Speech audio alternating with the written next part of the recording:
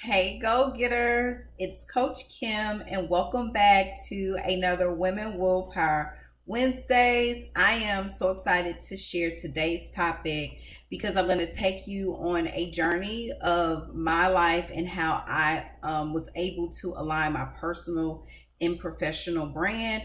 And so, if you do not know already, I am like the queen of a notebook. So you want to make sure that you have your notepad out. And if you are a 90s R&B lover like me, then you've seen the Brandy and Monica verses earlier this week. And Brandy had a notebook. And so this is the Go Getter notebook. And if you want this notebook, I'll put that link down below because you can get that in the growth box. So let's go ahead and get started. If this is your first time, welcome. Again, the title for today will be 3 ways to align your personal and professional brand. So let's get started. The reason why I think that this is so important right now, because even during a global pandemic, while you may be applying for jobs or you currently have a job, some people really do hate their jobs, right? Some people really do love their jobs. And so this is a great time to see where you are in alignment, especially if you're a leader and you're a business owner. But mostly today's video will be for my women leaders out there. Number one, you need to connect the dots, right? Connect the dots between what your purpose to do, what do you love to do personally, and you need to connect the dots with what you do when you go to your 9 to 5. Okay, so a lot of times I notice even with me previously and with some of my clients, depending on our career, it's all about the money and or the purpose, right? So it's twofold. Like, you can actually work a job that you love and you make good money, and that's okay. But there's also people who make good money and they hate their jobs, right? Or it could be vice versa.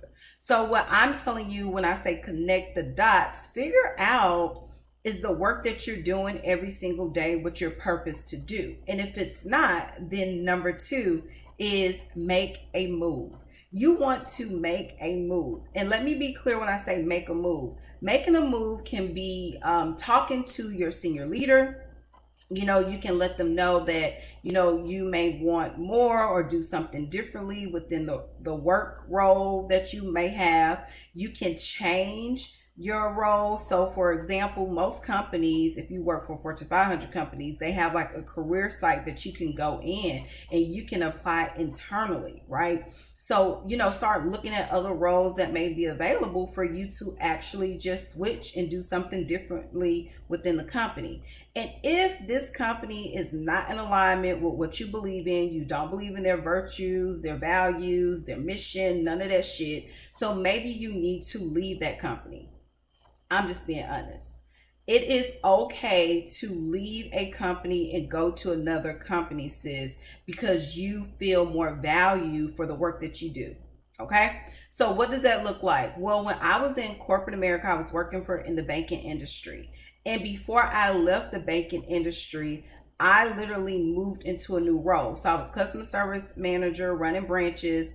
And then I no longer love my job because all the people that I was coaching and developing, they hated their jobs. So I either, coached them out or coached them over, like into new roles. And so before I left that, I did project management. Love project management, hated my boss, right? Hated my supervisor. It was not a good fit, right? So when they say people don't leave companies, they leave their boss.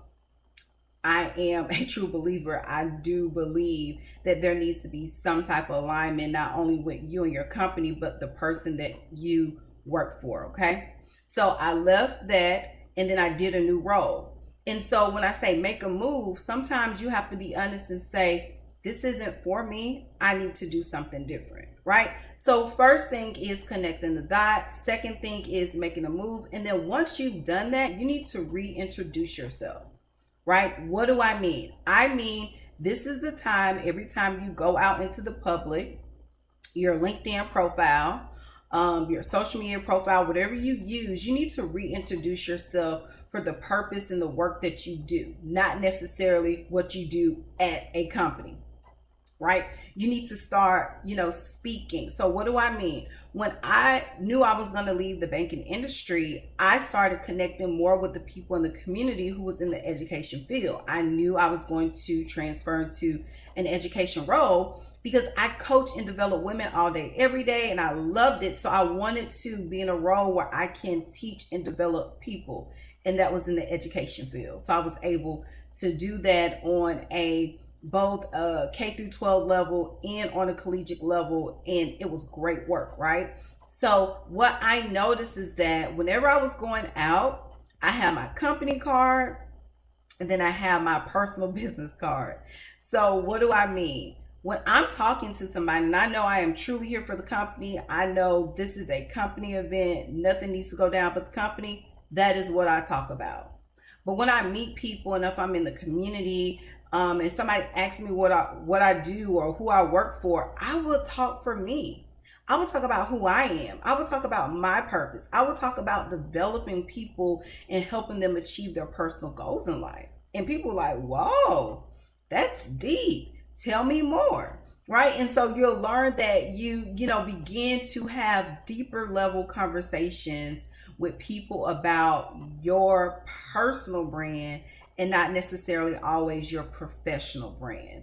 There's a way to an alignment, right? There's a way to do it. It could be difficult for some people. So if you need some help with that mind mapping, I'm here. I'm your coach. I'll put that link down below. I think it'd be a great opportunity for us to talk about it. But other than that, you need to connect the dots, you need to make a move, and you need to reintroduce yourself if you're serious about aligning your personal and professional goals. I am Coach Kim. I'll see you next week.